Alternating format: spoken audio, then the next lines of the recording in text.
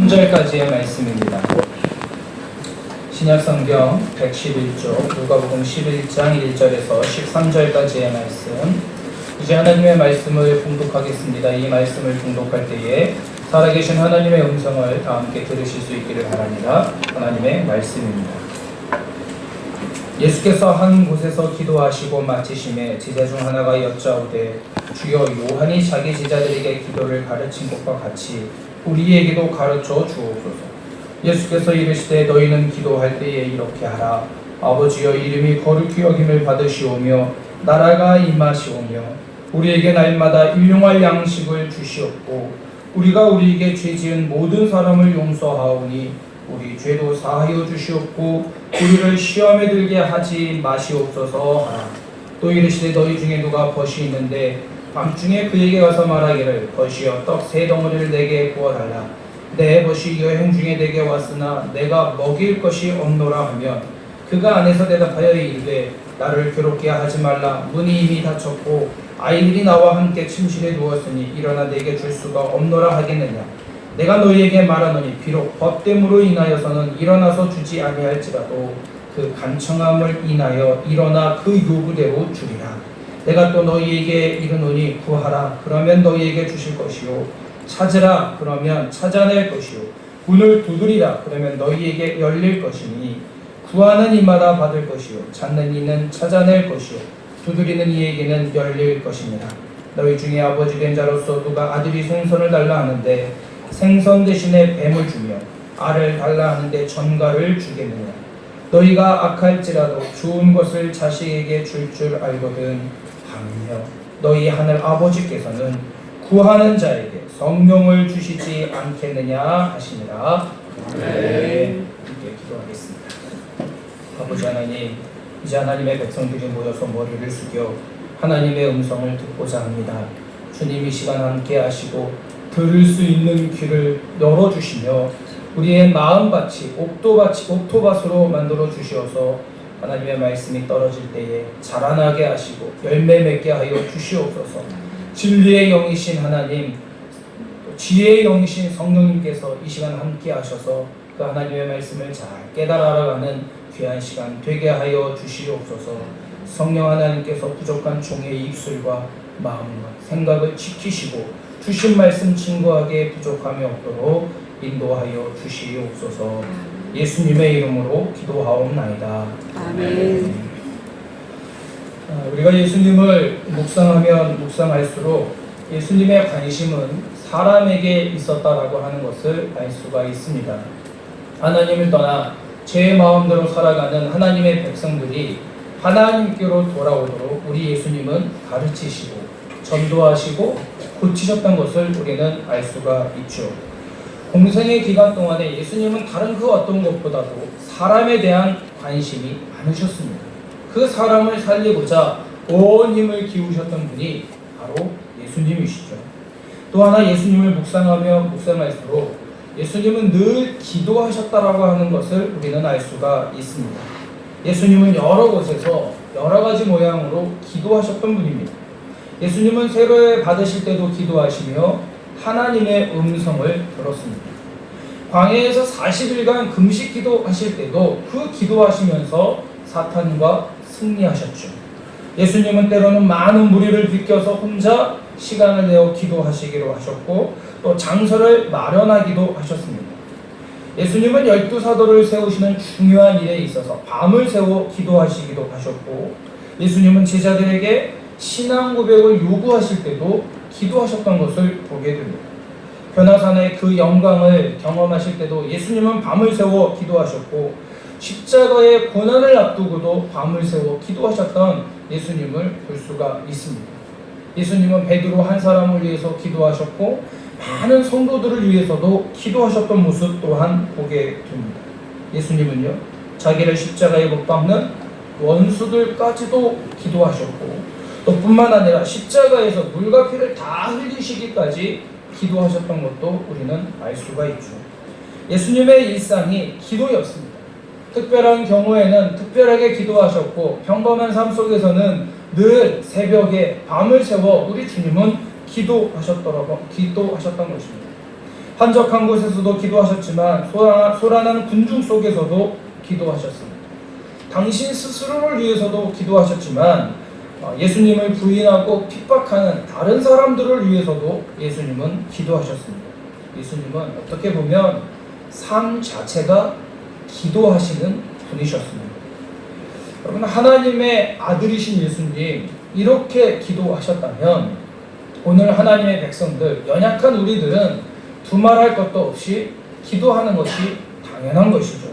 그러므로 오늘 우리 모든 성도들은 무엇보다도 기도해야 합니다.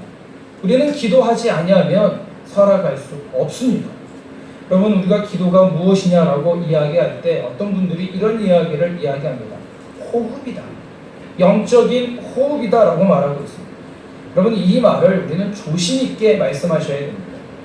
여러분, 우리가 입으로 물어보면 배운 게 많습니다. 그래서 기도가 뭐냐라고 물어볼 때 영적인 호흡입니다 라고 말은 하지만 여러분, 기도하지 않으면 어떻게 된 거예요? 호흡을 하지 않는 것입니다. 그러면 영적으로 다 죽은 목숨입니다. 여러분, 우리가 배운 대로 이야기하는 것은 맞지만 내가 그것을 실천하지 아니하면 내 상태가 어떤 상태인지를 우리는 다 알 수 있게 되는 것이죠. 여러분, 기도해야 된다는 거 알죠? 해야 되는 당위성도 압니다. 문제는 우리가 무엇을 기도해야 되고 어떻게 기도해야 되느냐라고 하는 것입니다. 여러분, 그렇다면 우리는 기도의 전문가에게 물어봐야 합니다. 여러분, 스포츠이건 예술이건 간에 무엇이든지 최고의 전문가에게 기초부터 배우는 것이 중요합니다. 왜냐하면 기본기를 아무에게나 배우면 시간이 지나잖아요. 그러면 고칠 수가 없습니다. 고쳐지지도 않습니다. 고치려면 많은 힘이 필요합니다.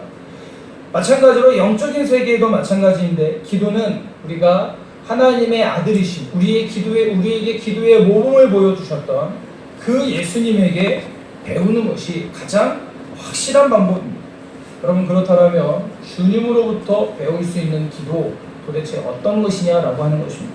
먼저 우리는 기도의 진지함을 배울 수 있어야 합니다. 여러분, 1절에 보시면 이렇게 기록하고 있습니다. 예수께서 한 곳에서 기도하시고 마치심에 제자 중 하나가 여짜오되 주여, 요한이 자기에게 제자들에게 기도를 가르친 것과 같이 우리에게도 가르쳐 주옵소서라고 말씀하고 있습니다. 오늘 이 문맥을 조금 깊이 묵상해 보면요, 제자들이 예수님께서 기도하시는 그곳까지 찾아왔던 것 같습니다. 예수님께서 평소에 습관대로 기도하셨다면 둘 중에 하나였을 거예요. 밤새도록 기도를 하셨든지 아니면 새벽 일찍에 나아가 기도하고 계셨다라고 하는 겁니다. 오늘 본문 말씀에 나오는 이 기도하시고라고 하는 말은 조금 죄송한데 이 헬라어 원문으로 보면 현재 분사형으로 되어 있습니다. 이 얘기는 무슨 얘기냐면 과거로부터 지금까지 계속 기도하고 있었다라는 얘기예요.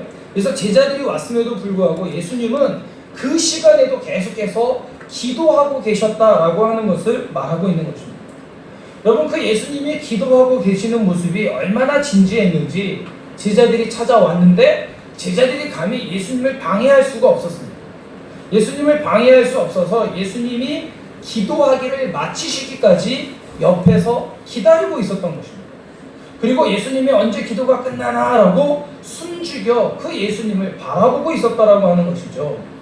여러분, 왜 자기들에게 기도를 가르쳐주지 않을까? 이 생각들을 하면서 나도 예수님처럼 저렇게 기도해보고 싶다라는 생각이 이 제자들의 마음 가운데 일어났던 것 같습니다. 그리고 예수님이 기도의 시간들을 다 마치고 나니까 제자들이 예수님께 나와서 주님, 우리에게도 기도를 좀 가르쳐 주십시오. 여러분, 예전에 이 랍비들은 자기의 제자들에게 특별한 기도문을 써서 그 기도를 이렇게 하라고 가르쳐 주었던 관습이 있었습니다. 그래서 오늘 본문 말씀에도 보니까 세례 요한을 보니 자신의 제자들에게 기도를 가르쳐서 기도 이렇게 하라고 이야기하고 있는데 우리 주님은 그렇게 하지 않았던 거예요. 그러니까 제자들이 그전부터 갖고 있었던 생각, 또 주님 저렇게 진지하게 간절히 기도하는 모습들을 보면서 주님, 우리에게도 기도를 가르쳐 주십시오라고 말했던 것입니다. 제자들은 주님께 용건이 있었지만 주님께서 기도가 마치시기까지 그 옆에서 기다렸던 것 같습니다.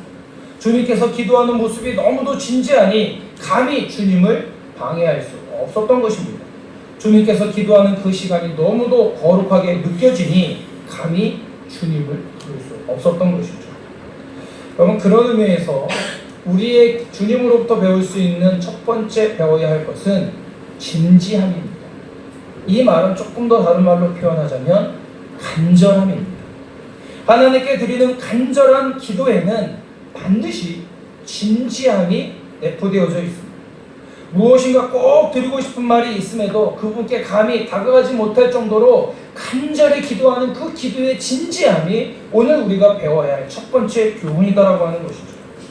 여러분, 김남주 목사님의 깊은 기도를 경험하라 라고 하는 책에 보면 다음과 같은 이야기를 하고 있습니다. 마음을 쏟아붓는 기도는 반드시 진지할 수밖에 없고, 이러한 진지한 기도의 자세는 그를 지켜보는 사람들에게 감화를 줍니다 라고 이야기했습니다. 여러분, 그러면서 예수님의 진지한 기도 모습 속에서 기도를 하지만 능력을 경험하지 못하는 우리의 초라한 기도의 모습을 이렇게 이야기하고 있으시더라고요. 마음을 쏟아붓지 않는 중얼거림, 기도하는 자신의 마음 속에도 다가오지 않는 의미 없는 말의 나열들, 하나님의 면전에서 엎드려 의식적으로 문장을 낭독하는 것 같은 아름다운 이야기들, 남이 자신의 기도에 귀를 기울여 주리라는 의식 속에서 늘어놓는 의식적인 기도, 간절함이 없는 형식에 매인 기도, 이 같은 기도에 진지함이 없는 기도, 이 모든 것은 단지 중언부언하는 기도의 다름이 아닙니다 라고 말을 하셨어요. 여러분, 이 이야기를 쭉 읽어가면서 제 마음 가운데도 그런 질문이 계속해서 떠올랐습니다. 나의 기도에는 정말 간절함이 있는가? 여러분은 어떠십니까? 여러분이 하나님 앞에 기도할 때 그 기도에는 간절함이 있으신가요? 나 자신의 마음 속에도 다가오지 않는 의미 없는 말들이 있습니다. 그냥 적혀져 있으니까 읽는 거죠. 그냥 하라니까 매일 속에서 반복되는 의미 없는 말을 중얼거리는 것입니다. 누군가 듣지 모른다라는 생각 속에 진짜 내 안에 있는 고민들, 내 안에 있는 어려움들을 하나님 앞에 고백하지 못하고 정말 미사옥으로 아름다운 이야기로만 통성으로 기도할 때 이야기하고 있는 나의 모습은 아닌가 되돌아봐야 된다고 하는 것입니다. 여러분, 사실 우리가 통성기도할 때의 약점이라는 것이 이런 것입니다. 아무도 모르는 사람들 중에 기도하기는 어렵지 않습니다. 그러면 저 사람이 나와 관계가 별로 없기 때문에 기도하고 자리를 떠나고 나면 별로 상관이 없어요. 그런데 우리 교회에서 금요 선생님 때 막 통성으로 기도하실 때 여러분, 여러분의 있는 마음 안에 있는 것들을 다 토로하십니까? 다 내놓으시나요? 혹시 내가 또 기도하면 옆에 사람이 듣는 거 아니야? 들으면 어떡하지? 소문이 나면 어떡하지? 이러한 마음 때문에 내 안에 있는 말은 진짜 쏟아붓지도 못하고 그냥 내 지식적으로 나오는 언어들의 조합으로 계속 나열하고 있지는 않은가? 되돌아봐야 된다고 하는 것이죠. 간절함이 없습니다. 진지함이 없습니다. 그러다 보니 우리가 기도는 하지만 그냥 하늘에 울려 퍼지는 잡음으로밖에, 소리나는 꽹과리와 같은 그러한 소리밖에 되지 않는다고 하는 것이죠. 여러분, 그렇다면 우리가 주님으로부터 배울 수 있는 기도, 우리의 마음을 쏟아 부으셔야 합니다. 길게 말하는 것이 중요한 것이 아니라 한 문장으로 된 말이라 할지라도 그 기도하는 것에 우리의 마음이 담겨져야 되는 것이죠. 내 마음을 그곳에 담아 내 마음을 쏟아 놓을 때 그것으로 말미암아 하나님으로부터 오는 은혜를 경험할 수 있게 된다고 하는 것입니다. 사실 이러한 기도에는요, 나의 자존심, 이기심, 체면이 필요 없습니다. 여러분, 체면 따위는 별로 중요하지 않습니다. 제가 옛날에 부흥회 하면서 들었던 한 목사님으로부터 들은 이야기가 잊혀지지가 않습니다. 목사님 고려대학교 법학과를 나오셔서 늦게 부르심을 받아 목회 자리를 찾고 있었는데 시골교회 담임 목사 자리가 났어요. 그래서 그 담임 목사 자리에 나가서 농촌에서 목회를 하다 보니 참 힘들더랍니다. 어느 날 사모님이 밥을 안 차려주시는 거예요. 아침밥을. 그래서 아니 왜 밥을 안 주냐고. 사모님이 아무 말씀을 안 하시는 거예요. 아니 밥을 달라고, 밥을 해야 내가 교회에 나가서 일을 하지 않냐고 이렇게 얘기했더니 사모님이 한마디 하셨대요. 쌀이 없다.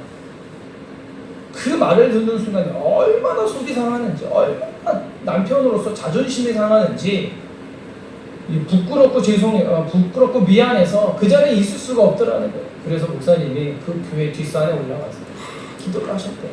그런데 하나님 앞에 단 한마디로 기도하셨대요. 무릎 꿇고 하나님 쌀! 그러셨다는 거예요. 여러분, 체면이 필요 없어요. 이 목사님에게 진짜 지금 필요한 것은 그 간절한 마음의 쌀이었어요. 그래서 하나님께 다른 말도 안 나오더래요. 쌀! 그러다 내려오셨대요. 쌀! 이러면서. 여러분, 우리의 간절함이 있으면요, 다른 미사오가 필요가 없습니다. 오늘 본문 말씀에 예수님이 하나의 비유로 얘기하시는데, 한밤중에 친구가 찾아오게 돼요. 보통 밤중에 찾아오는 일은 없는데 그날따라 밤중에 찾아온 것 같습니다. 근데 보통 집에 먹을 것이 조금은 있지만 그날따라 먹을 것이 하나도 없었어요. 그러니까 이 친구 밤에 하루 종일 와가지고 이 고생한 친구 같은데 먹여야 될 거 아니에요. 그러니까 옆집에 가서 꾸러 갑니다. 근데 어떡하냐면 이스라엘 풍습에는 문을 닫으면, 저녁에 문을 닫으면 문을 열지 않습니다. 왜냐하면 도둑이 창궐 했기 때문에 문을 꼭 닫아놓고 자게 돼요. 그리고 우리같이 지금처럼 몇 평 아파트가 돼서 방이 따로 있는 것이 아니라 한 방에서 다 가족들이 모여 자는 거예요. 그래서 문을 두드리는 것입니다. 친구요, 나에게 떡 3덩어리 좀 빌려주십시오. 언제까지요? 나올 때까지. 그럼 나올 때까지 두드리는 거예요. 체면이 필요 없습니다. 나를 어떻게 생각할지 그런 마음이 필요 없어요. 왜냐하면 이 친구를 먹여야 할 사명이 있기 때문에 그렇습니다. 여러분, 그렇기 때문에 기도자는 자존심을 내려놓는 것입니다. 어떻게 보면 기도는 하나님과의 싸움이 아니라 누구와의 싸움일까요? 나와의 싸움. 우리가 하나님 앞에 기도할 때 나의 자존심을 내려놓고 체면을 내려놓는 것입니다. 적당히 해서는 안 돼요. 옆집 주인이 나올 때까지 안면물수하고 문을 두드리는 것입니다. 그래야 그 빵을 얻을 수 있어요. 그 마음의 간절함이 빵을 얻을 수 있다라고 말하는 것입니다. 여러분, 우리가 기도하는 데 있어서 반드시 필요한 것은 이 간절함입니다. 우리가 스스로 간절하지 않는다면 원하는 것을 얻을 수 없다라고 하는 것이죠. 적당히 해서는, 중간히 포기해서는 이것을 얻을 수 없다라고 하는 것입니다. 마음과 생각을 오직 하나님께로 향하고 나의 체면, 자존심을 다 내려놓고 하나님께 간구하는 것이죠. 여러분, 그런 의미에서 이 간절함은 어떻게 연결이 되어지냐면 삶과도 연결이 되어집니다. 여러분, 이런 간절함의 기도는 헌신된 사람에게 더욱더 필요합니다. 왜냐하면 기도는 헌신을 가져오기 때문에 그래요. 기도에 헌신된 사람은 삶에서도 헌신됩니다. 생각해보세요. 하나님 앞에 간절히 기도했어요. 여러분, 기도하고 난 다음에 어떻게 해요? 그것이 행함으로 나타날 수밖에 없어요. 내가 그것들을 위해서 간절히 기도했다면 그 기도를 통해서 삶에 드러날 수밖에 없습니다. 여러분, 가정에 돈이 없어요. 하나님께 간절히 기도하면 하나님께서 하늘에서 뚝 떨어질 때까지 기다리나요? 아니요. 삶에서 최선을 다해서 살아야 됩니다. 사업에 문제가 잘 안 돼요? 그럼 하나님께 간절히 기도했죠. 그러면 기도하고 하나님 오는 지혜로부터 나아가 그 삶에서 살아가는 것입니다. 내 아이가 건강이 약해요? 그래서 하나님께 간절히 기도했어요? 그러면 그 기도했던 것들을 가지고 나아가 좋은 의사 선생님들을 만나고 여러 사람들한테 들려서 이 아이가 건강하게 자라날 수 있도록 돕는 것입니다. 여러분, 하나님 앞에 간절히 기도하면 그 기도는 삶으로 연결되어진다라고 하는 거예요. 그런 의미에서 보면 교회에서의 헌신은 기도로부터 시작합니다. 내가 기도하고 내가 그곳에 마음을 쏟지 않으면 여러분, 결코 우리의 삶의 현장에서, 사역의 현장에서 그 기도를 통하여 열매를 맺을 수 없다라고 말하는 것입니다. 사람의 육체와 영혼이 나누어질 수 없는 것처럼 기도와 헌신은 나누어질 수 없습니다. 여러분, 간절한 기도 없이 하나님 앞에서 간절하게 사는 삶의 헌신이 있을 수 없다라고 하는 것입니다. 여러분, 그래서 새벽 기도에 참여하는 성도가 그 교회 출석 교인의 11조라는 말이 있어요. 여러분, 저는 이 말을 그냥 무심코 그럴 수도 있지 라고 생각을 해봤는데, 여러분, 우리 이 땅에 있는 많은 교회들을 보면 결국은 그 교회 예배, 본 예배 출석 교인, 그 출석 교인의 11조가 새벽 기도인 거예요. 그러니까 새벽 기도에 몇 명 모이면 그 교회는 100명 수준이에요. 20명 모이면 200명 수준, 3,000명 모이면 3만 명 수준. 그럼 그것이 명성교회고, 그것이 우리나라의 소망교회 그런 모습 아니겠습니까? 여러분, 우리의 기도에 헌신된 사람이 결국은 삶 속에서 헌신된 삶으로 나아갈 수 있다라고 하는 것입니다. 이렇게 하나님의 나라는 간절한 기도에 헌신된 성도들로부터 시작이 되는 것입니다. 주님께서는 바로 이렇게 진지함과 간절함으로 기도하셨고, 그렇게 기도하시는 대로 사셨던 분임을 알 수가 있어요. 그래서 주님은 그렇게 간절히 기도하시면서 우리에게 기도의 내용을 가르쳐 주셨습니다. 그게 뭐냐면 2절부터 4절까지의 말씀입니다. 여러분, 그 2절부터 4절 말씀에 이렇게 말씀하고 있죠. 예수께서 이르시되 너희는 기도할 때에 이렇게 하라.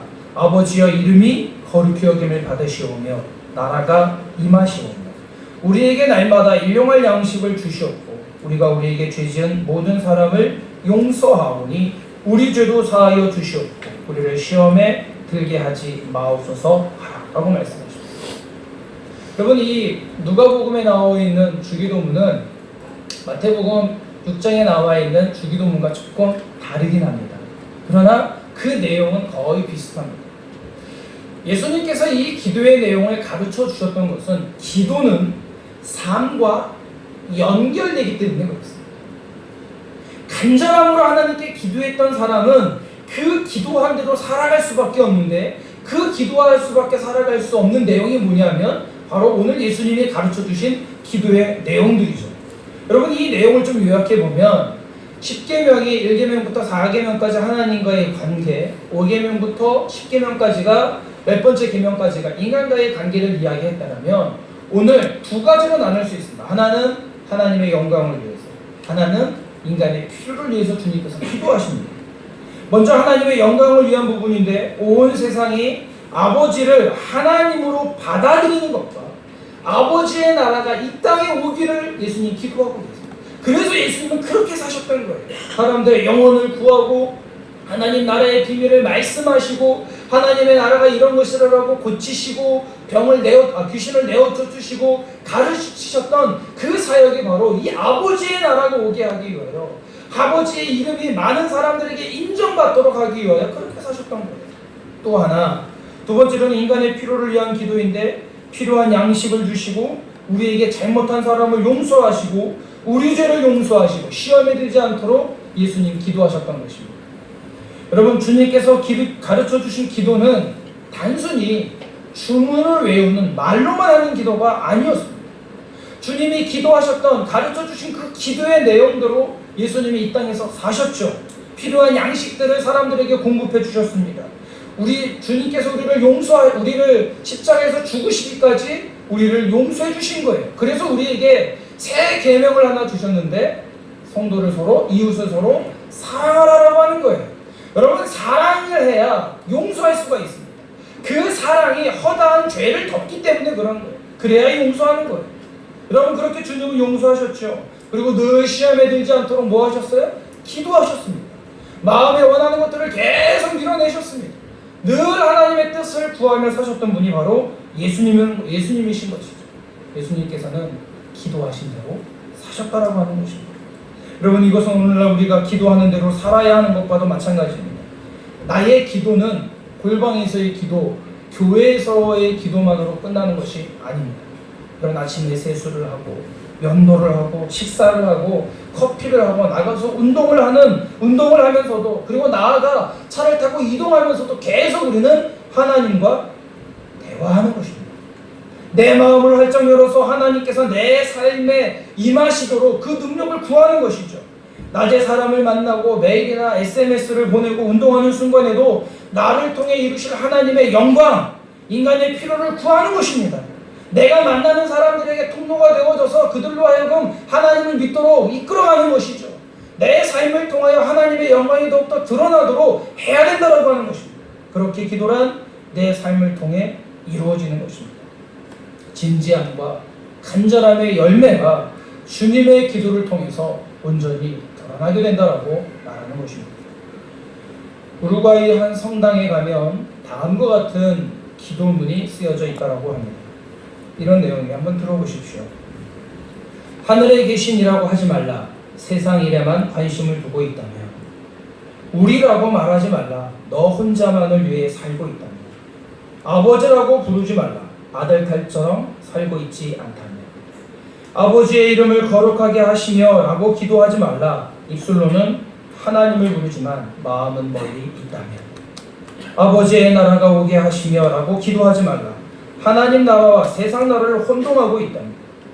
아버지의 뜻이 땅에서도 이루어지게 하소서라고 기도하지 말라. 그 뜻을 위해 고통받을 각오가 되어 있지 않다면. 오늘 우리에게 일용할 양식을 주시고라고 기도하지 말라. 배고픈 사람들에 대해 아무런 관심이 없다면. 우리가 우리에게 잘못한 사람을 용서한 것 같이 우리 죄를 용서하여 주시고라고 기도하지 말라. 누구에겐가 아직도 앙심을 품고 있다면. 우리를 시험에 빠지지 않게 하시고라고 기도하지 말라. 죄 지을 기회를 찾아다니고 있다면. 악에서 구하소서라고 기도하지 말라. 악에 대항해 싸울 마음이 없다면. 아멘이라고 하지 말라. 아버지의 말씀을 심각하게 받을 마음이 없다면. 여러분, 이 우루과이에 있는 한 성당에 있는 이 주기도문은요, 그냥 우리가 입술로만 외치는 주문처럼 외우는 기도가 아니라 삶에서 실천되어져야 할 기도임을 분명하게 말하고 있습니다. 기도는 우리로 하여금 기도한 대로 살도록 만드는 것입니다. 그래서 기도는 다른 사람이 하도록 하는 것이 아니라 기도하는 나 자신이 그렇게 살아가는 것입니다. 우리가 하나님 앞에 기도할 때 죄짓게 해달라고 기도하는 사람은 없습니다. 부정한 방법과 거짓말을 해서라도 더 많은 것을 얻겠다 말하는 사람은 없죠. 다른 사람들을 여전히 미워하고 용서하지 않겠다 다짐하는 사람은 없습니다. 그렇기 때문에 우리가 하나님 앞에서 더욱 겸손하고 정직하고 사랑하고 용서하면서 관용을 베풀다고 기도하는 것만큼 우리가 다른 사람을 그렇게 사랑하고 용서하고 관용을 베풀며 살아갈 수 있다라고 말하는 것입니다. 여러분, 그렇게 기도할 때에 기도를 통한 하나님의 영광을 경험하게 된다라고 하는 것입니다. 예수님이 가르쳐 주신 기도는 그냥 우리가 학습적으로 배우는 것이 아닙니다. 그냥 우리가 누군가를 통해서 세미나를 통해서 배우는 것도 아닙니다. 그것은 바로 내 삶에 실천되어져야 돼. 행함으로 나타나야 될 열매들이라고 오늘 우리에게 말하고 있는 것이죠. 여러분, 그래서 주님께서 가르쳐 주신 것을 통해 내 삶에서 감히 하나님의 뜻을 이루어가게 되는 것입니다. 그래서 기도하라라고 말하는 것입니다. 여러분, 더불어 한 가지, 이렇게 기도할 수 있는 힘이 어디로부터 나올까 하는 것입니다. 문제의 고민은 이런 거죠. 우리가 교회에 오면 매번 기도하라는 얘기를 정말 수도 없이 들었어요. 그런데 그것들을 계속 지속할 수가 없어요. 기도를 계속해서 끝까지 유지하기가 참 어렵습니다. 여러분, 우리가 모두가 갖고 있는 고민이기도 하고 한계이기도 합니다. 그런데 어떻게 하면 계속해서 기도할 수 있느냐? 오늘 예수님께서는 뭐라고 말씀하시냐면 2절 중반에 보시면 아버지여 이름이 거룩히 여김을 받으시오며 라고 시작되는 곳에서 우리는 찾을 수가 있습니다. 제일 먼저 예수님께서 기도하신 것은 하나님의 이름이 거룩히 여김을 받기를 원하신다라고 하는 것으로부터 알 수 있습니다. 그것은요, 아버지를 향한 사랑이 아니면 결코 이 기도를 할 수가 없습니다. 여러분, 잘 생각해 보십시오. 내가 사랑하는 사람이 욕을 먹고 나 때문에 이 사람이 피해를 입고 나 때문에 억울한 일을 당하고 나 때문에 괜한 오해를 받는 것을 여러분 원하십니까? 그렇지 않습니다. 여러분, 내가 정말 이 사람을 사랑한다면, 내 아내를 사랑하고 내 남편을 사랑하고 우리의 부모님들을 사랑하고 이러면 우리의 가족이 나 때문에 피해를 입거나 괜한 오해로 인하여 그 이름이 땅에 떨어지는 것을 원하지 않습니다. 여러분, 아버지와의 관계, 하나님과의 관계로 말미암아 예수님께서는 더 간절히 아버지의 이름이 거룩히 여김을 받기를 원한다라고 기도할 수 있었던 것입니다. 아버지 하나님 아버지를 향한 사랑, 살든지 죽든지 아버지의 이름이 존귀 여김을 받으시기를 그 바라는 마음이 아버지께 감히 기도할 수 있도록 만들었다라고 하는 것입니다. 여러분, 우리가 하나님께 지속적으로 기도할 수 있는 것은 하나님과의 관계로부터 시작이 됩니다. 우리의 신앙이 식는 것은요, 하나님과의 관계가 멀어졌기 때문입니다. 삶에서 답답함이 많고 평화가 없고 울분이 쌓이고 그렇다면 하나님과의 관계에 금이 간 것입니다. 우리가 교회에 열심히 출석하는 것과 상관이 없어요. 봉사를 열심히 하는 것과 상관이 없습니다. 하나님과의 관계가 깨져도 이렇게 하는 사람들이 참 많이 있습니다.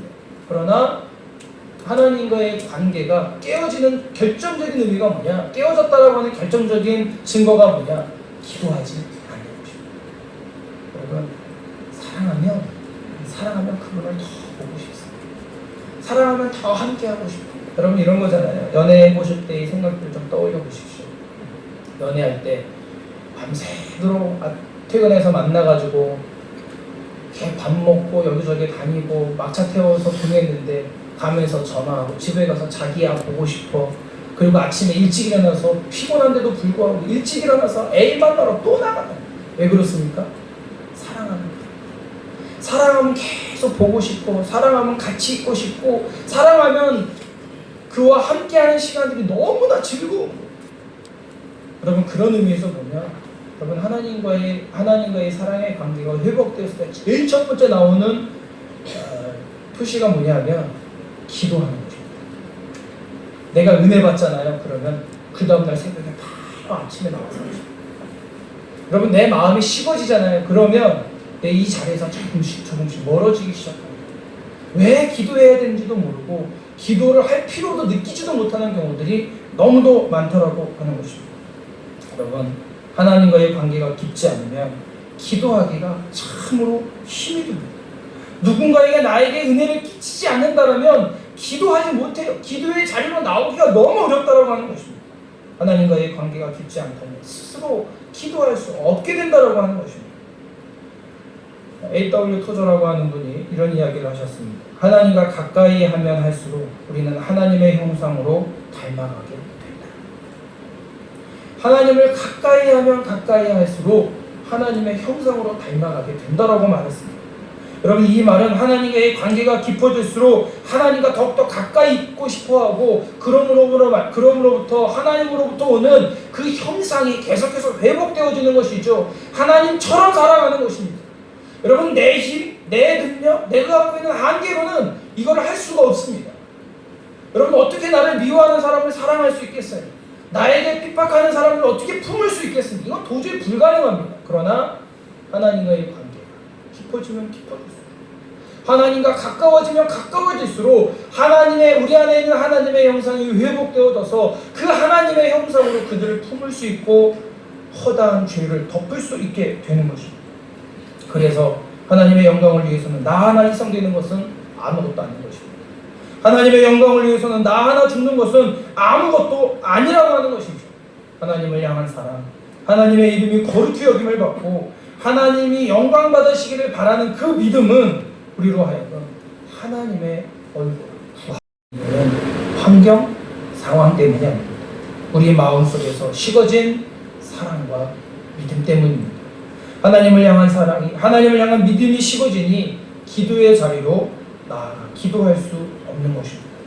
우리의 기도 생활이 계속 이어지지 못하는 것은 어떤 분위기나 외적인 조건이 아니라 내가 주님을 향한 뜨거운 사랑이 식어졌기 때문이다라고 하는 것입니다.